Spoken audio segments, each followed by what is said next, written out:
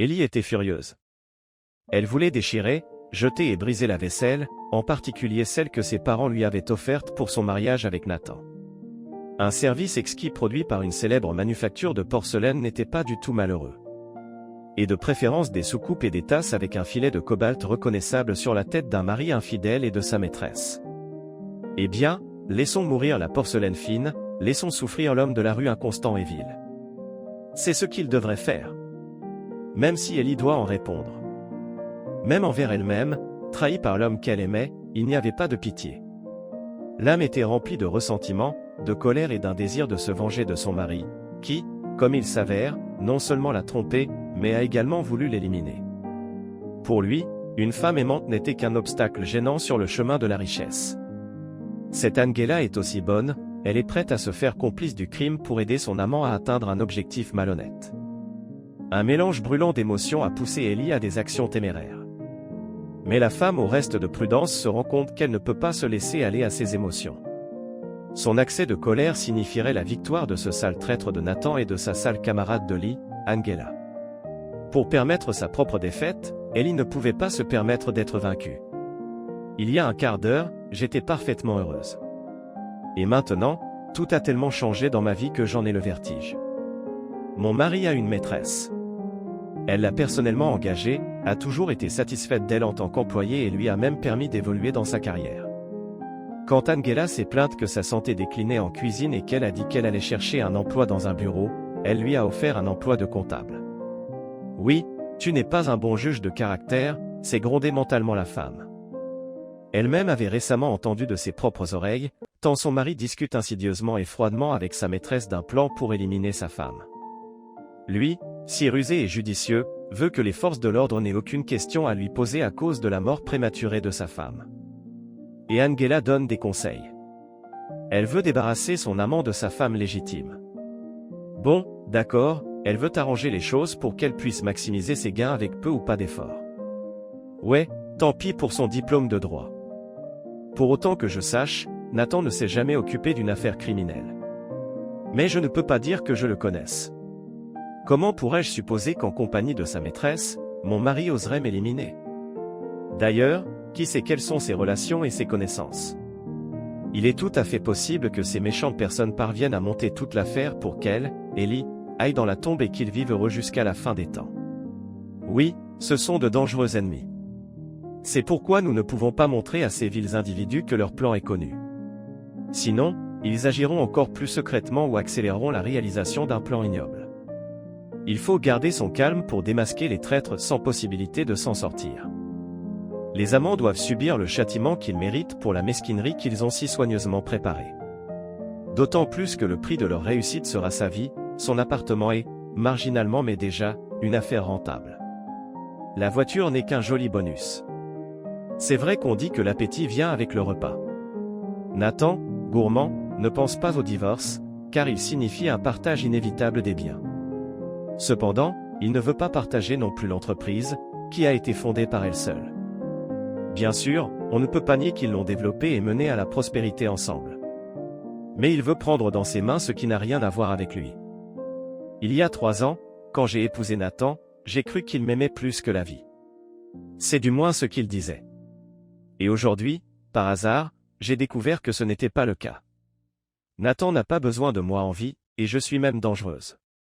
Mais comme tout a commencé de façon merveilleuse et romantique. La femme bouleversée sentit que les larmes allaient couler de ses yeux, gara précipitamment la voiture sur le parking devant l'épicerie la plus proche, et s'adossa à sa chaise. Ellie s'enfonça dans ses souvenirs. L'humeur d'Ellie était loin d'être romantique lorsqu'elle avait rencontré Nathan.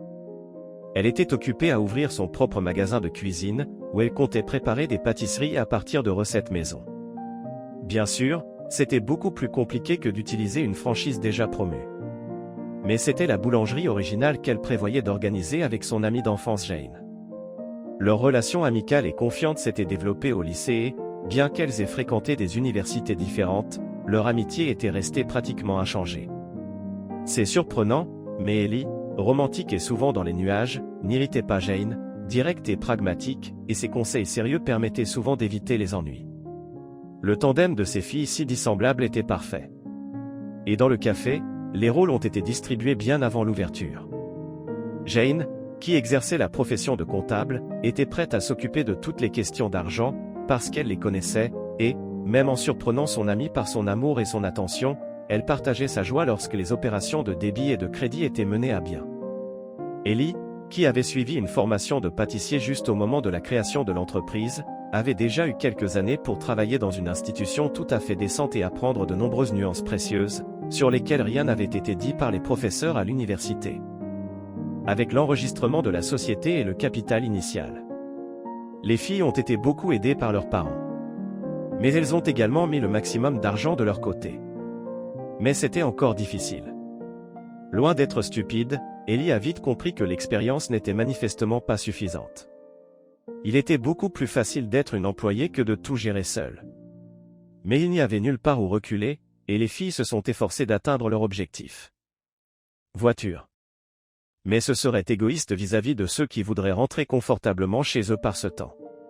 Je vous promets que vous serez en parfaite sécurité. Vous êtes d'accord? Sentant ses pieds trempés commencer à geler, Ellie accepta, donna son adresse et, la remerciant de sa courtoisie, promit, dès que nous serons dans la voiture, je vous enverrai l'argent du voyage. L'averse est arrivée soudainement, et le fidèle parapluie s'est abaissé, a pris et s'est brisé. Refusant d'affronter son dôme salvateur, Ellie tenta de se cacher sous un arbre étirant sa couronne, derrière une allée pavée, pour héler un taxi. Et a failli hurler de contrariété. Pendant l'assemblage des meubles, la jeune fille était tellement préoccupée par le processus qu'elle a oublié de mettre son smartphone sur le chargeur. Et voici le triste résultat, ce gadget si nécessaire s'est méchamment bloqué et s'est éteint. Déchargé à zéro. Bien sûr, comme le veut la loi de la méchanceté, au moment le plus inopportun.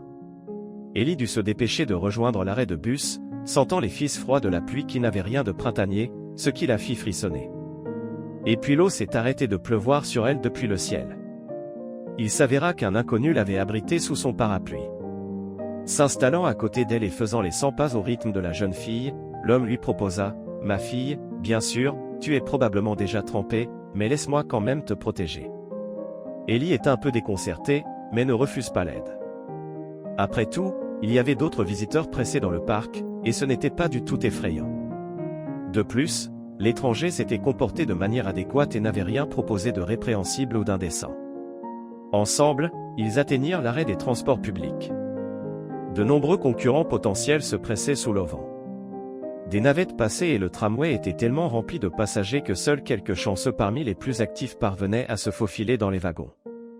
L'inconnu se présente et explique, « Je m'appelle Nathan, on m'a appris qu'une fois qu'on a aidé, il ne faut jamais abandonner une bonne cause. Compte tenu de l'effondrement du trafic, voici une suggestion. J'appelle un taxi tout de suite, et vous et moi rentrerons confortablement à la maison. Si vous avez peur, je peux même commander deux. » Ce jour mémorable a tout fait basculer. Jane était malade, et Ellie devait faire seule la chose la plus improductive au monde, attendre. Bien sûr, à deux, ce serait beaucoup plus amusant, mais en l'état, elle essayait d'occuper le temps avec quelque chose d'utile, en faisant le ménage, en repensant au menu, comme si cela faisait des années qu'elle ne l'avait pas fait. L'averse survient brusquement et le fidèle parapluie s'abaisse, prend et se brise. Refusant d'affronter son dôme salvateur, Ellie tenta de se cacher sous un arbre étirant sa couronne, derrière un chemin pavé, pour héler un taxi. Et faillit hurler de contrariété. Pendant l'assemblage des meubles, la jeune fille était tellement préoccupée par le processus qu'elle a oublié de mettre son smartphone sur le chargeur. Et voici le triste résultat, ce gadget indispensable s'est méchamment bloqué et s'est éteint. Déchargé à zéro.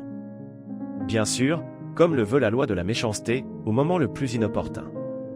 Ellie a dû se dépêcher de s'arrêter, sentant les fils froids et frissonnants d'une pluie qui n'avait rien de printanier. Et puis l'eau a cessé de s'écraser sur elle depuis le haut. Il s'avéra qu'un inconnu l'avait abritée sous son parapluie. S'installant à côté d'elle et faisant les 100 pas au rythme de la jeune fille, l'homme lui proposa, « Ma fille, bien sûr, tu es probablement déjà trempée, mais laisse-moi quand même te protéger. » Ellie est un peu déconcertée, mais ne refuse pas l'aide. Après tout, il y avait d'autres visiteurs pressés dans le parc, et ce n'était pas du tout effrayant. De plus, l'étranger s'était comporté de manière adéquate et n'avait rien proposé de répréhensible ou d'indécent. Ensemble, ils atteignirent l'arrêt des transports publics. De nombreux concurrents potentiels se pressaient sous l'auvent. Des navettes passaient et le tramway était tellement rempli de passagers que seuls quelques chanceux parmi les plus actifs parvenaient à se faufiler dans les wagons. L'inconnu se présente et explique « Je m'appelle Nathan, on m'a appris qu'une fois qu'on a aidé, il ne faut jamais abandonner une bonne cause. Compte tenu de l'effondrement du trafic, voici une suggestion. J'appelle un taxi tout de suite, et vous et moi rentrerons confortablement à la maison. Si vous avez peur, je peux même commander 2 voitures. Mais ce serait égoïste vis-à-vis de ceux qui voudraient rentrer confortablement chez eux par ce temps. Je vous promets que vous serez en parfaite sécurité. Vous êtes d'accord ?» Sentant ses pieds trempés commencer à geler, Ellie accepta, donna son adresse et, la remerciant de sa courtoisie, promit, dès que nous serons dans la voiture, je vous enverrai l'argent pour le voyage. Enfin, pas tout de suite. Mon smartphone n'a plus de batterie, mais vous me dictez votre numéro et je vous envoie le montant dû. L'homme qui surveillait l'application pour s'informer de l'arrivée du taxi n'a pas répondu à cette déclaration. Comme il n'y avait pas assez de place sous le toit de l'arrêt de bus pour tout le monde, ils sont restés là sans dire un mot, sous la couverture pas très sûre d'un parapluie. Mais la pluie se calma peu à peu et n'essaya plus de faire rouler l'eau froide des sacs des gens dans la rue avec des rafales de vent. Nathan ne tarda pas à se réjouir et annonça en plaisantant, en montrant une voiture soigneusement garée près de l'arrêt de bus, « Mais ici, la calèche est servie. » Ellie était heureuse de se retrouver dans la chaleur salvatrice de l'habitacle d'une voiture. Lorsqu'il lui demanda son numéro de téléphone, Nathan lui tendit une carte de visite, « Ce n'est pas pour que vous fassiez un virement. Je peux tout à fait me permettre une course en taxi, d'autant plus que nous sommes sur le chemin. Juste au cas où, peut-être que vous ou quelqu'un que vous connaissez avez besoin de services juridiques?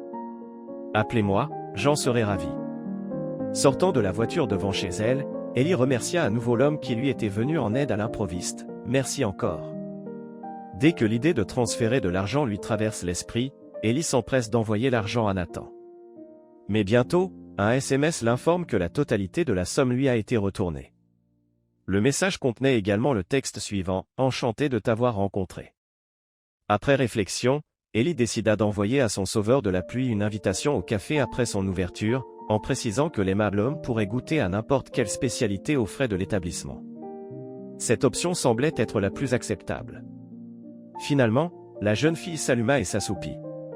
Environ une semaine plus tard, après des kilomètres d'énervement, le café d'Ellie et Jane reçut ses premiers visiteurs. Ce n'est pas pour rien qu'ils étaient pressés. En ces jours de fête du mois de mai, tous les habitants de la ville ne se sont pas rendus dans les datchas et sur les genoux de la nature, et il y a eu beaucoup de visiteurs. Jane doit même aider les employés. Heureusement qu'elle avait demandé un carnet de santé en même temps qu'Ellie et qu'elle ne craignait pas d'éventuelles inspections. À l'heure de la fermeture, lorsque leurs parents arrivent pour s'occuper de leurs affaires, les filles sont épuisées mais satisfaites. Tout ensemble, fermant les portes aux visiteurs, elles s'assirent aux tables pendant un moment, laissant Ellie et Jane récupérer un peu. Ce n'est qu'ensuite, après s'être rafraîchies avec du thé et des marchandises invendues, que toutes rentrèrent chez elles. Ellie ne voulant pas aller chez ses parents pour la nuit, ils ont conduit sa fille jusqu'à l'allée. Là, à la grande surprise de la jeune fille, Nathan l'attendait. Il tenait des fleurs à la main, et il se trouva qu'il rencontra comme d'emblée des parents potentiels. L'homme s'est tenu sans gêne, mais s'est excusé auprès des parents d'Ellie. « Marie, Alex, je m'excuse, je ne pensais pas qu'on vous présenterait aujourd'hui, et je n'ai pas préparé pour vous et votre épouse les cadeaux adéquats. Je vous promets de corriger cet oubli la prochaine fois que nous nous rencontrerons, » a-t-il déclaré. Les parents se méfient de cet homme actif, mais très courtois. Mais ils ne purent influencer Ellie. Elle est complètement envoûtée par l'homme. Il devint rapidement la personne la plus indispensable pour elle. La jeune fille était un peu troublée par le fait que la relation entre son amant et Jane évoluait de manière dégoûtante. L'ami fronçait le nez lorsque Nathan lui faisait des compliments et n'hésitait pas à lui lancer des piques s'il osait faire des remarques critiques. « Écoute, Ellie, je comprends que l'amour est une carotte. Tu as la tête qui tourne, mais tu ne remarques pas les yeux étranges de ce Nathan. C'est comme s'il scrutait son interlocuteur à la recherche de faiblesses faciles et visibles, afin de pouvoir lui asséner un coup de massue si nécessaire. Et ses pupilles se dilatent et se contractent jusqu'à atteindre la taille d'une masse, d'une tête noire. Écoutez, vous devriez être plus prudent avec lui. Ne sois pas pressé de le laisser entrer dans ta vie, avertit Jane. Ellie fait de son mieux pour protéger son amant. Jane, Tu n'as pas tout à fait raison. Je veux dire que les yeux de Nathan sont vraiment spéciaux, n'est-ce pas? Studieux, mais c'est seulement à cause de son ancien métier. Il était policier et puis, en tant qu'avocat, il a décidé de se reconvertir. Ne vous offusquez pas s'il vous critique. Il a juste l'habitude de dire la vérité, explique-t-elle. Amoureuse, Ellie ne remarqua même pas que Nathan blessait souvent son ami sans raison valable. Les promenades en commun cessèrent presque immédiatement. L'homme semblait être poli, mais il parvenait à irriter Ellie, provoquant un désagréable sentiment de jalousie à cause des nombreuses questions polies qu'il posait à son ami. Il s'intéressait à tout. Où elle a étudié, où et avec qui elle vit, quel type d'expérience comptable elle a, et même dans quel magasin elle préfère acheter ses vêtements. Finalement, fatiguée de répondre, Jane, qui ne se distinguait pas par son humilité et sa patience, a éclaté. « Nathan, qu'est-ce qui te fait croire que je suis dans ton bureau en train d'être interrogé? Regarde autour de toi. Nous sommes dans le hall d'un cinéma avec Ellie. Accorde-lui ton attention et laisse-moi tranquille. J'en ai assez de vos questions. J'en ai assez de trouver des excuses pour quelque chose que je n'ai pas fait. » Après cela, la jeune fille s'est empressée de dire au revoir à son amie et est rentrée chez elle sans écouter ses supplications. Depuis lors, Jane a essayé par tous les moyens d'éviter de communiquer avec cette personne désagréable. Bien sûr, il était impossible d'exclure complètement les rencontres, mais elle essayait de ne pas lui parler et parfois même d'ignorer carrément les questions qu'il lui posait. À l'automne, le café est devenu un succès. Il y avait des clients réguliers, y compris des étudiants peu fortunés, mais nombreux, de l'université la plus proche. Ellie est ravie. D'après les chiffres que Jane lui avait montrés, il y avait déjà un bénéfice net. Ce n'était pas beaucoup, mais c'était déjà bien. Nous n'avons pas encore récupéré notre investissement, déclara la comptable, mais si les choses continuent au même rythme, je prévois que nous ferons des bénéfices d'ici le début du mois de février. Il faudra penser à mettre quelque chose de spécial dans la gamme pour le réveillon du Nouvel An, n'est-ce pas? Ellie savait qu'elle devait filer encore plus pour que les revenus élevés et réguliers permettent à sa petite équipe de reconnaître fièrement sa victoire. C'est pourquoi la qualité ne doit en aucun cas diminuer et l'assortiment doit être renouvelé. L'idée de son ami a été couronnée de succès et les diagrammes de flux pour les pains d'épices peints pour les fêtes ont rapidement été élaborés. L'augmentation des bénéfices s'accompagne d'un autre événement réjouissant. Nathan demande Ellie en mariage et celle-ci, sans jouer la coquetterie de la jeune fille populaire, accepte immédiatement. Jane, en apprenant la nouvelle, cacha son joli visage et affligea son ami en exprimant ses sentiments à ce sujet. « Je compatis avec toi, Ellie. Ce Nathan glissant n'est manifestement pas par amour pour toi qui insiste pour te marier. » Ellie fut alors incroyablement vexée. « Vous pensez donc qu'il est impossible de m'aimer? C'est parce que je suis grosse? Eh bien, sachez que Nathan est tout à fait satisfait de ma silhouette. » Jane tente de se justifier, ce n'est pas une question d'apparence. Tu es très bien comme ça. J'ai remarqué que tu grignotais des biscuits aux flocons d'avoine au lieu de croissants le matin. Avec du café, sans sucre, sans crème. Je te conseille juste d'observer comment Nathan se comporte quand il pense que personne ne peut le voir. C'est comme s'il faisait des calculs dans sa tête tout le temps. Ellie se mit à défendre son amant, et finalement cette conversation se termina. Une prise de bec disgracieuse, et les amis ont presque cessé de communiquer, sauf pour des questions professionnelles. Cependant, ni la querelle avec sa meilleure amie, ni les demandes de sa mère de faire une pause et de réfléchir, n'ont affecté la décision d'Ellie.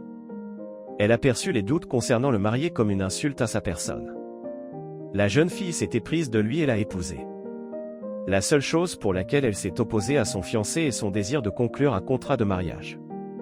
La romantique Ellie avait l'impression que ce contrat reléguait le sentiment lumineux de l'amour à un marché pragmatique.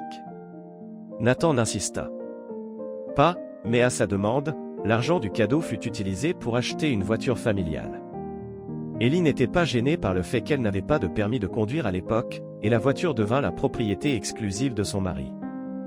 Il l'emmenait parfois au travail, mais leurs horaires ne coïncidaient pas toujours. Pour se rendre au travail et regagner son appartement, où elle vit désormais avec Nathan, elle s'est longtemps habituée au transport en commun, et la formation à l'auto-école est sans cesse repoussée en raison de la charge de travail. Les affaires exigent une attention de tous les instants. Les concurrents ne se sont pas endormis et ont ouvert des établissements voisins d'orientation similaire. Il fallait constamment avoir une longueur d'avance, ne pas se contenter de répondre à la demande. Peu à peu, après mûre réflexion et calcul, de nouveaux produits ont vu le jour. Certaines idées se sont avérées infructueuses, mais en général, le développement de l'entreprise a satisfait à la fois les propriétaires et ceux qui ont reçu un emploi et un salaire décent. Au cours de ce processus, il y eut quelques cas peu agréables où des visiteurs tentèrent d'obtenir un dédommagement pour des produits prétendument de mauvaise qualité. Mais Nathan est intervenu dans la procédure et tout s'est réglé à l'amiable. Grâce à cette intervention, elle tomba encore plus amoureuse de cet homme. Il lui apparaissait comme un véritable idéal. Les clients mécontents sont l'exception. En général, les visiteurs apprécient l'institution, mais les filles ne sont pas satisfaites des résultats obtenus. Dans l'assortiment figuraient des friandises faites pour les personnes qui adhèrent à la bonne Piangelai. Ellie, bien qu'elle ne l'ait pas immédiatement réalisée elle-même, était gênée par sa silhouette, qui ressemblait à un petit pain au raisin à la vanille. Elle est gênée par ses genoux arrondis, ses bras potelés et les amas de graisse qui cachent sa taille. Faisant fi des conseils de sa mère, la jeune femme se met à suivre un régime strict. Le mode de déficit calorique n'a pas été immédiat, mais il a tout de même joué en faveur de la silhouette. Mais de son caractère jovial d'antan, il ne reste presque plus rien. Seule la confiance en son mari est restée inchangée. Avec le temps, Ellie et Jane ont décidé d'étendre leur propre réseau et d'ouvrir un autre café. Qu'il y ait à nouveau de l'anxiété et de l'agitation, mais il devrait y avoir du développement. C'est ce que pensaient les amis. C'est ce que pensaient les amis. Ellie fit part de son idée à Nathan, avec qui elle partageait toujours toutes les nouvelles. Tu sais, il me semble que le café aurait dû avoir de bien meilleurs résultats. Je ne veux pas te faire de peine, mais si mon avis t'intéresse, je te le donnerai. Chérie, nous avons l'argent nécessaire pour investir dans l'expansion. Nous devrons peut-être contracter un prêt pour accélérer le processus, mais Jane est optimiste. Nathan réagit en exprimant ses propres doutes. Bien sûr, Nathan, je t'écoute attentivement, encouragea Ellie. Et elle entendit quelque chose à laquelle elle ne s'attendait pas. En tout cas, pour être honnête, sans vouloir te vexer, tu devrais revérifier la comptabilité de ton JAP. À mon avis, elle vole une partie de l'argent sous votre nez, en profitant d'une confiance illimitée. L'ouverture d'un nouveau point de vente est une toute autre affaire. Elle sera de connivence avec l'équipe qui fera le travail de finition, et elle gagnera encore plus d'argent en profitant de votre naïveté. Ellie était outrée. Qu'est-ce que tu es, Nathan? Jane est comme une sœur pour moi. Nous sommes amis depuis le lycée et je suis sûr d'elle. L'homme continua d'insister. Je te le dis, elle est follement jalouse de toi. C'est pour ça qu'elle est méchante. Et je crains que ce ne soit que les fleurs. Elle a essayé de me charmer une fois pour t'embêter. Je suis terriblement désolé que, dans cette situation, je n'ai pas pensé à mettre le magnétophone en marche et à l'enregistrer en train de te traiter de gros et de me suggérer d'avoir une liaison avec elle. Ellie n'a pas tout de suite cru son mari. Il n'est pas facile de défaire une amitié de plus de 17 ans. Nathan continua cependant à convaincre sa femme qu'elle avait un serpent dans le cœur sous la forme de Jane. Le deuxième café est ouvert, mais les rénovations des locaux sont entièrement sous le contrôle de Nathan. Jane se plaignait souvent à Ellie que le devis lui paraissait excessif. Mais son ami la rassurait en lui disant que Nathan savait ce qu'il faisait. L'entêtée Jane fait remarquer à son ami et à son mari les lignes du tableau imprimé. Elle déclara ouvertement que certains éléments n'étaient pas du tout réels. Mais elle n'obtint qu'un commentaire méprisant de la part de Nathan. Bien sûr, tu ne vois que les chiffres. Tu les as probablement comparés avec les prix des services de certains étrangers qui ne comprennent pas l'anglais, et tu as pris les prix des produits dans de vieilles publicités, alors tu te prends pour quelqu'un d'autre. Quel expert en talons! Jane voulait en découdre avec le mari de son ami, mais Ellie, tentant d'apaiser le conflit naissant, est intervenue dans la dispute. Oh, je t'inviterai bien, mais la mère de ma femme risque de débarquer à l'appartement au plus mauvais moment. Bien sûr qu'elle le ferait. Elle a une fille qui arrive après-demain, elle pense à toutes sortes d'aliments gras. Elle est elle-même un crapaud, alors elle a élevé son fils et sa fille de la même façon. Vous n'êtes pas tout à fait juste. Le vôtre est sensiblement le même ces derniers temps. Une vache maigre n'est pas une biche respectueuse. Sa peau est abîmée par les intempéries, bien qu'elle essaie de faire quelques exercices, mais son tempérament est devenu méchant. C'est comme toi pas une femme, mais un festin de corps et d'âme. Moi-même, je voudrais profiter de votre compagnie dans un environnement confortable. Mais pour l'instant, je dois me cacher. Ellie ne tenait qu'à sa volonté morale. Il y avait un grand désir d'apparaître devant les amoureux et d'exprimer leur indignation, sans timidité dans les expressions. Cependant, la phrase suivante d'Angela la fit littéralement graviter sur le sol. Ellie devrait de préférence être incinérée. Il serait alors possible de vivre sans crainte. Après tout, dans ce cas, personne ne pourra découvrir la véritable cause de la mort. Tu es une petite chose dangereuse. Vous regardez beaucoup de films policiers? Je pense que vous avez raison. La crémation est le moyen parfait pour cacher les détails. Je vais probablement devoir parler à ses parents des modalités d'enterrement. Mais je pense pouvoir les convaincre d'accepter ce que je propose. Il est désagréable qu'ils soient aussi les héritiers du premier tour, mais c'est aussi une solution. Encore une fois, après la perte de ma fille unique bien-aimée, il n'y a pas grand-chose qui puisse arriver. Je crois que vous penserez à tout de la meilleure façon possible. Un brassin enthousiaste appela Angela. Il y eut un bruit de baiser et instinctivement elle chancela sous l'effet du dégoût qui la saisit. Ellie attrapa une bouteille d'eau qui était apparue sur le sol et qui avait dû être laissée par les ouvriers. « Oh, Nathan !» Angela s'exclama, « Je crois que j'ai entendu un bruit dans la pièce voisine. »« Allons, ce n'est rien. Les ouvriers sont partis depuis longtemps. Peut-être que la souris a survécu à cause de la négligence d'exterminateurs peu scrupuleux. » Il commença à calmer la maîtresse Nathan. « Je crois que tu l'as imaginé, mais ne t'énerve pas et ne te laisse pas distraire, nous avons mieux à faire que de courir après les souris, mon chaton. » Ellie se couvrit même la bouche avec sa main pour ne pas hurler de rancœur et de dégoût devant les intonations luxuriantes de la voix de son mari. Angela continua d'insister. « S'il te plaît, va voir ce qu'il y a là-bas. Je ne peux pas me détendre en pensant qu'il y a quelqu'un autour de nous, ou même qu'on nous regarde. » Sans attendre qu'elle persuade l'homme de vérifier la chambre, Ellie s'éloigna discrètement pour ne pas révéler qu'elle était là et qu'elle avait entendu une conversation aussi désagréable. Essuyant ses larmes, Ellie prit son téléphone et consulta Internet pour vérifier les dires de son mari. Il s'est avéré que c'était bien ce qu'il avait dit. Puisqu'ils n'ont pas encore décidé d'avoir un enfant, si quelque chose arrive, les héritiers de premier rang seront ses parents et l'astucieux et sournois Nathan. La femme était horrifiée. Ainsi, son père et sa mère courent également un risque. Il n'y avait plus de doute, il fallait frapper un grand coup contre les traîtres. Elle ne peut pas risquer ses parents, les inquiéter aussi.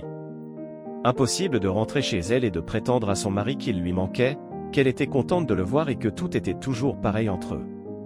Ellie n'en était pas capable. Ironiquement, la seule personne vers laquelle une femme trahie par un mari prétendument aimant et un employé apparemment fiable pouvait se tourner pour obtenir de l'aide était Jane. Mais comment son amie, autrefois rancunière, réagirait-elle à la demande qui lui était faite d'au moins l'écouter et de lui donner des conseils avisés? Presque sans respirer, Ellie écouta les longs bips. Puis, enfin, un message d'accueil énergique sortit des haut-parleurs.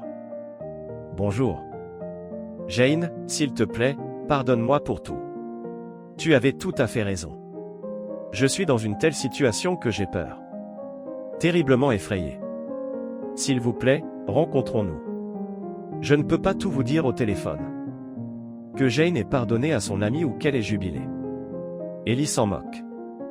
Ce qui comptait, c'était qu'elle entende les mots qui étaient si importants pour elle. « Très bien, viens ici. Vous n'avez sans doute pas oublié l'adresse. C'est juste à temps pour que mes parents partent en vacances. Sinon, ils ne t'auraient probablement pas laissé entrer. » Contrairement à son amie, Jane ne voulait pas vivre séparée de ses parents. Elle pensa avec son esprit rationnel qu'il ne servait à rien de s'engager dans une servitude hypothécaire et qu'il valait mieux épargner la somme nécessaire petit à petit, afin de ne pas payer trop cher. Bientôt, Ellie était déjà assise dans la cuisine confortable, sous le tic-tac mesuré de la vieille horloge qui, depuis l'enfance des petites amies, se trouvait déjà à cet endroit précis. Et, après avoir raconté son problème, elle résuma, « C'est vraiment n'importe quoi. Tu peux dire à juste titre que tu m'as prévenu qu'il ne fallait pas faire entièrement confiance à Nathan. J'avais tort, et je suis surprise de ne pas avoir remarqué quel genre de personne il est vraiment. Je suppose que tout le personnel est au courant de sa liaison avec Angela, sauf moi. » Jane secoua la tête en écoutant son amie sans l'interrompre. « Même moi, je ne m'attendais pas à cela de la part de ton mari, même si j'ai vu que c'est une vraie crapule sans principe ni morale. Je ne pensais pas qu'il serait prêt à faire une telle chose pour le profit. Mais je n'arrive pas à imaginer comment vous allez faire maintenant. Très probablement, le temps est très court, parce qu'ils ont déjà tout décidé, à en juger par ce que vous dites. Désolé, je ne dirai pas les choses les plus agréables, mais s'ils sont d'accord pour l'incinération, alors, très probablement, comme moyen de votre élimination sera choisi l'empoisonnement. La meilleure solution serait probablement de quitter votre propre appartement pendant un certain temps et de n'accepter aucune nourriture ou boisson de leurs mains. Mais il y a un hic, vos ennemis peuvent ne pas planter le poison directement, mais simplement le placer à portée de main. S'adresser à la police est probablement inutile et peut-être même plus dangereux que de s'en occuper soi-même. Si j'ai bien compris, vous n'avez pas consigné la conversation entre votre mari et sa maîtresse et, en plus, il a peut-être encore des amis dans la police. C'est votre parole contre la sienne. Ce n'est pas un bon pari. C'est un avocat, et les choses peuvent ne pas tourner en votre faveur. Je crains également que vos parents ne soient en danger. Même si tu pars comme pour un long voyage d'affaires ou des vacances, ils peuvent réorganiser leurs plans et s'occuper de l'oncle Sacha et de la tante Macha, qui, si tu arrivais, seraient les héritiers en premier lieu. Je les plains, et toi aussi, pour être honnête, tu t'es embarqué dans cette histoire avec Nathan. Maintenant, il va falloir faire de notre mieux pour nous en sortir indemnes. Tu ne peux donc pas t'enfuir directement et tout de suite. Il n'est pas non plus prudent de provoquer un scandale. Qui sait comment se comportera alors un doux couple d'amoureux? Nous devrons gagner furtivement. Mais il faut bien y réfléchir. Les amis commencèrent à réfléchir à des options, mais la conversation fut interrompue par le tri d'un smartphone. C'est Nathan qui appelle. La femme décida de ne pas lui parler pendant un long moment, afin que l'homme ne devine pas qu'elle savait quelque chose, et mit rapidement fin à la conversation. Je suis très fatigué aujourd'hui, à demain. S'assurant que l'appel était terminé, Ellie posa le smartphone sur la table et le tripota, essayant de retenir les larmes qui jaillissaient. Comment peux-tu mentir aussi parfaitement? Si je ne savais pas qu'il rêvait de se débarrasser de moi, je croirais ses paroles sur le fait que la séparation lui est insupportable. Il ment avec tant de cynisme, il trompe, il prononce des mots tendres sans scrupule, sans que la moindre intonation ne révèle ses véritables sentiments et son désir de me détruire. Quel genre d'homme est-il? Jane console l'amie qui a failli devenir une ex pour de bon. Tu n'as écouté les conseils de personne, mais tu n'as pas le temps de regretter le passé. Il faut faire quelque chose dans le présent pour éviter de se retrouver dans une situation encore pire. Ellie est horrifiée par le calme avec lequel Jane examine la situation. Tout ce qu'elle peut faire, c'est demander « Que dois-je faire ?» Jane continua à raisonner, en disant tout d'une manière mesurée pour ne pas énerver son amie. Tout d'abord, tu ne dois pas paniquer. Cela ne t'aidera pas et pourrait même te nuire. Je crains qu'avec l'aide active d'Angela, Nathan ait sauvegardé et retiré une somme importante sur des comptes secrets, peut-être ouverts avec les données de quelqu'un d'autre. Bien sûr, s'ils comptent vous éliminer complètement, ils n'ont peut-être pas fait de mouvements inutiles. À quoi bon faire des histoires et risquer d'être pris dans une coïncidence défavorable, si après une courte attente vous pouvez obtenir un prix beaucoup plus important? C'est une blague très drôle, mon amour. Mais aujourd'hui, j'ose vous le rappeler, nous ne sommes pas le 1er avril. J'ai beaucoup à faire. Tu m'expliqueras ce soir à la maison ce qui a bien pu te passer par la tête. Je t'embrasse, ma chérie. Jeannette sourit un peu trop gentiment, il est sûr que tu es toujours follement amoureuse de lui. Mais d'après ce que j'ai compris, en ce moment même, il est probablement en train d'appeler sa maîtresse pour savoir ce qui se passe. Le méchant couple ne va pas tarder à arriver. Croyez-moi, ils viendront probablement un par un. Jeannette avait tort. Les amis avaient à peine eu le temps de siroter une tasse de café avec le nouveau menu que Nathan apparut dans le bureau. Le beau visage de l'homme se contorsionna en une grimace pendant une fraction de seconde lorsqu'il vit sa femme en compagnie de Jane. Mais il reprit instantanément le contrôle de ses émotions et, après avoir salué sa femme, il se tourna vers elle, puis vers son ami. J'insiste pour que vous m'expliquiez ce qui s'est passé lors de ce voyage d'affaires. Sauf que cette conversation n'est manifestement pas destinée aux oreilles des étrangers. Jane, avez-vous la décence de me laisser seule avec ma femme? Elle et moi avons beaucoup de choses à nous dire. Demanda Ellie. Nathan, nous ne pouvons pas parler seuls. Si tu veux, discutons de ce que tu veux. Je t'écoute très attentivement. L'homme resta perplexe, mais décida d'ignorer cette femme qui le déstabilisait toujours et, levant les mains en l'air en signe de reddition plaisante, clarifia.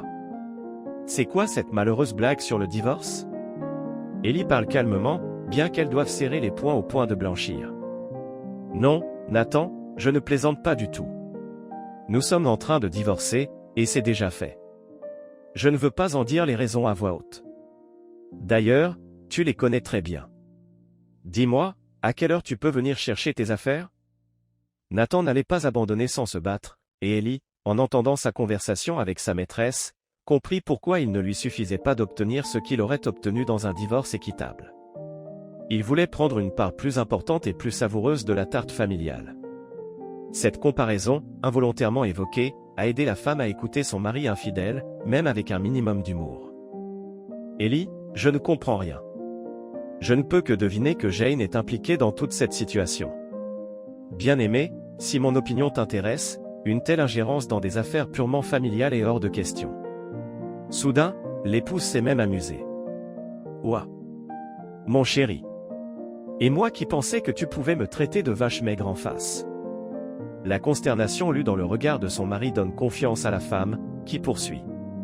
Tu te trompes lourdement si tu penses que Jane ou quelqu'un d'autre que toi est à blâmer pour notre divorce. Je ne peux plus vivre avec toi parce que tu es un homme infidèle, traître et bilingue. Tu as complètement perdu ma confiance, alors fais-moi savoir quand tu pourras venir récupérer tes affaires. Et finissons avec cette conversation inutile avec toi. Il se rendit compte que, d'une manière ou d'une autre, sa femme s'était rendue compte du nom qu'il lui donnait derrière ses yeux, mais il essaya tout de même d'en faire abstraction, en parlant de sa voix grave et bien timbrée. Bien-aimé. Dans chaque famille, il y a des déchirures, des crises et des rancœurs. Mais pour l'amour, il faut savoir négocier, faire des compromis. Ne vivons-nous pas bien? Que vous manque-t-il? Je te donne assez de temps, je t'aide dans tes affaires. N'est-ce pas suffisant? Si tu veux, faisons une petite pause. Partez en voyage, allez à la mer, reposez-vous, et quand vous reviendrez reposé, satisfait, en paix, nous reprendrons la conversation. Je t'aime et je ne vais pas divorcer. Tandis que la femme, haletante devant l'insolence de son mari, pensant qu'elle serait maintenant touchée par sa confession, cherchait les mots pour lui répondre, Angela entra dans le bureau, comme l'avait prédit son ami. Elle regarda avec surprise l'assemblée réunie. Voir son amant avec sa femme lui était familier. Cependant, son prédécesseur en tant que comptable était également présent. Angela comprit qu'il se passait quelque chose d'extraordinaire. Elle dit bonjour et se dirigea vers son bureau, mais Ellie se tourna vers elle, donnant l'impression d'avoir trébuché sur des mots qui s'étaient soudain transformés en barrières. J'espère que vous n'allez pas rompre la comédie et quitter votre lieu de travail de votre propre chef. Il se trouve que j'ai eu vent de votre malhonnêteté. Et je n'ai pas l'intention de tolérer une telle personne dans l'équipe et dans ma vie. Angela jeta un coup d'œil à son amant, espérant qu'il viendrait à la rescousse, mais Nathan resta silencieux, et elle décida alors de se défendre. En général, je connais mes droits. Je ne sais pas de quoi vous parlez, mais je m'acquitte de mes tâches en toute bonne foi. Et des motifs tels que ma malhonnêteté présumée ne sont manifestement pas suffisants pour me licencier. S'il le faut, je ferai appel à l'inspection du travail, j'enverrai tous les organismes de contrôle possibles et ils feront un tel tapage que tous vos cafés seront fermés. Vous ferez le tour du monde la main tendue. C'est compris? Ellie regarda avec horreur l'employé, qu'elle considérait sinon comme une amie, du moins comme une personne honnête. Comment osait-elle la menacer, sachant quel genre d'affaires elle tournait, profitant de sa confiance et du fait que la maîtresse était loin de la comptabilité? Quel sang-froid, quelle impudence! Remarquant la confusion de son ami, Jane se mêle à la conversation désagréable. Je ne vais pas faire la morale. Cela semble inutile. En fait, il y a plus de raison qu'il n'en faut pour mettre fin au contrat de travail. Alors, Angela, il vaut mieux ne pas menacer, mais choisir une option moins douloureuse, celle de se séparer de son emploi. Si vous y réfléchissez bien, vous comprendrez que l'offre d'Ellie est un acte de clémence. La plupart des hommes d'affaires à sa place, pour un comptable comme toi, s'arrangeraient pour avoir une vie agréable avec des litiges. Et d'après ce que je vois, Nathan ne se précipiterait pas pour t'aider. Réfléchis donc à ce que tu dois faire. La maîtresse s'élança hors du bureau. Le comportement de son amant indiquait clairement qu'il n'allait pas la soutenir. Nathan regarda Jane avec haine, puis se tourna vers Ellie. D'accord, j'ai compris, tu as besoin de te calmer un peu. Je me rendrai à la maison ce soir vers 20h et là, dans un environnement calmé, je l'espère, sans témoin, nous pourrons parler. Au fait, Jane, occupez-vous de votre vie privée, ne vous mêlez pas de la nôtre. L'homme quitte le bureau en claquant la porte. Jane, demandant à son ami de patienter, se rendit sur son lieu de travail. « Dois-je aller chez vous ce soir ? Je ne pense pas que tu devrais sortir seul avec cette goule. On ne peut pas savoir ce qu'il pourrait inventer. » Ellie secoue la tête. Jane regarda l'écran de son smartphone et se dépêcha de dire au revoir. Tu sais, nos rencontres m'ont aussi manqué. J'essaierai d'arriver en voiture sans être en retard.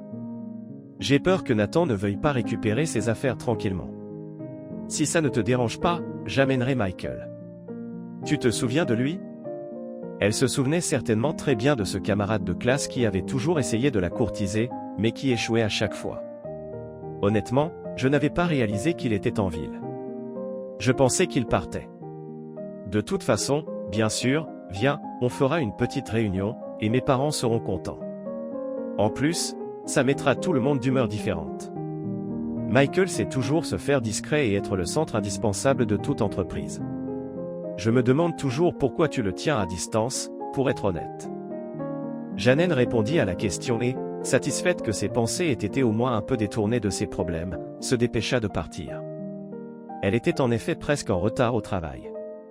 Nathan avait préparé une réconciliation digne d'un gentleman pour le rendez-vous du soir avec Ellie, emportant avec lui un énorme bouquet de ses fleurs préférées, une bouteille de champagne, une bonne marque de baguettes et du caviar. L'homme s'attendait à ce que la femme ne résiste pas à son charme et à son éloquence, ainsi qu'aux mets délicats, et il eut du mal à réprimer un soupir de déception lorsque la clé n'entra pas dans la serrure. Cet obstacle inattendu fit chavirer son humeur, mais il n'y avait rien à faire. Il avait l'intention de se réconcilier avec sa femme et de lui demander pardon afin de pouvoir l'éliminer plus tard. Il dut rester devant la porte, se calmer et faire passer sa colère. Lorsque le souffle coupé par la rage revint à la normale, Nathan appuya sur le bouton de la sonnette. Ellie n'était pas seule dans l'appartement, ce qui constitua une autre surprise désagréable. Les parents de sa femme se tenaient dans le dos de leur fille et lui lançaient des regards éloquents, mais lui, comme s'il n'avait pas remarqué les sacs et les cartons disposés dans l'entrée, dit bonjour, franchit le seuil et prit la parole. « Ellie, mon amour, nous devrions au moins essayer d'arranger les choses pacifiquement. Tu as tout un groupe de soutien ici. J'ai essayé d'être gentil. Peut-être que ça ne sert à rien de rompre. Je t'aime, tu m'aimes. Pourquoi devons-nous divorcer ? Eh bien, il y a des choses qui arrivent dans la vie. Nous ne sommes pas tous parfaits. Nous devons être capables de corriger les erreurs que nous avons commises et de travailler sur nos relations familiales. Tu veux que je t'avoue mon amour devant mes parents ? Je suis toujours folle de toi. Et tu es un homme d'affaires,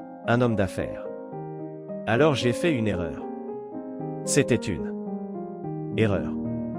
Quel homme n'a pas de liaison facile ? Je jure sur tout, je jure que je ne regarderai plus jamais un autre homme. Qu'est-ce que tu en penses ? Ellie était pour la énième fois choquée par le comportement de son mari jusqu'à présent. Comme il parlait calmement, indigné, avec des fleurs, avec un sac, si sûr de son charme et du succès de sa visite, l'appelant sa préférée. Seigneur, comment pourrais-je passer cette réunion sans pleurer devant cette canaille ? Ellie sourit d'un air malheureux et répondit, voilà ce que je me dis, Nathan, comment ai-je pu épouser un tel monstre de mensonge ? Il y a à peine 24 heures, toi et ta maîtresse aviez l'intention de me tuer, et maintenant tu essaies de faire bonne impression, de te rattraper. Tu jures même, aussi sincèrement que cela puisse paraître, que tu seras fidèle. Heureusement que je n'ai pas dit, jusqu'à ce que la mort nous sépare. Dans le contexte de ce que j'ai entendu hier soir, ce ne serait même pas drôle. Prends tes affaires et sors de ma vie. Juste pour que tu saches, si tu continues à faire de mauvaises choses, on s'occupera de toi. Je prends le risque d'une résolution pacifique. L'irritation que Nathan essayait tant bien que mal de cacher se manifesta. Je comprends que ces sacs, si gentiment préparés pour ne pas me faire perdre mon temps, ne contiennent que des vêtements. En fait, en tant que mari officiel, j'ai droit à une partie de l'équipement. Vous vous attendiez vraiment à ce que je n'emporte que les vêtements ? Mais ce n'est pas sérieux. On ne peut pas assimiler la noblesse à la stupidité. Je prendrai tout ce à quoi j'ai légalement droit. Si vous ne voulez pas perdre vos nerfs, nous allons régler ça à l'amiable. Voilà comment ça marche. Je prendrai tout ce à quoi j'ai droit et nous aurons un divorce tranquille, mon père est intervenu dans la conversation. Chérie, c'est toi qui as un diplôme de droit. Rappelle-moi quelle est la peine encourue pour avoir planifié un crime, commis un crime par un groupe de personnes dans le cadre d'une conspiration. Tu veux toujours l'équipement?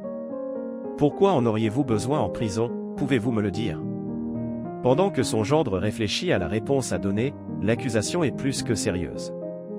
Michael, qu'il n'avait pas remarqué au début, l'a presque sous le coude, mais sans utiliser la force brute, et l'a fait sortir de l'appartement de sa presque ex-femme.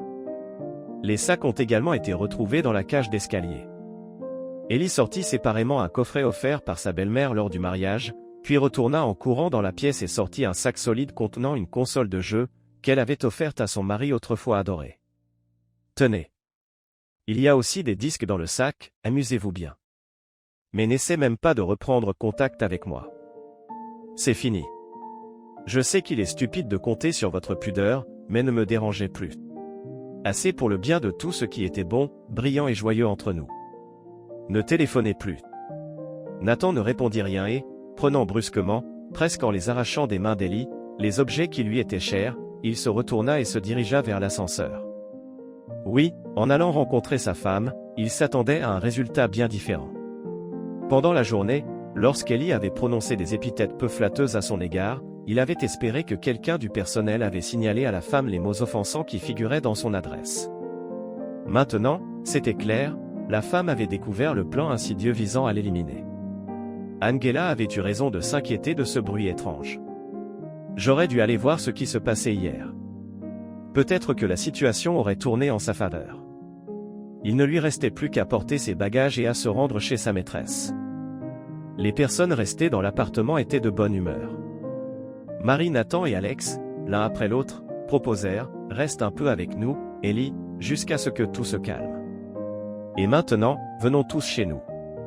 Nous avons nos spécialités de boulettes, hier encore, nous en avons fait un congélateur plein. » Michael sourit largement, se souvenant instantanément de l'hospitalité de la maison de son ancien camarade de classe, mais il ne répondit pas, laissant Ellie et Jane décider. Ellie et Jane acquiescèrent. En effet, la femme, trahie par son mari, percevait désormais son appartement comme profané. Elle a décidé de le rénover, au moins sur le plan esthétique, et de réorganiser le mobilier. Elle souhaite moderniser le plus possible l'ameublement, afin que rien ne lui rappelle son mariage d'il n'y a pas si longtemps. Après avoir exprimé ses idées, la femme a reçu le soutien enthousiaste de sa famille et de ses amis. Michael a promis qu'il appellerait dans un avenir proche une connaissance fiable qui s'occupe de réparation et qui sera en mesure d'effectuer la mise à jour sans nervosité.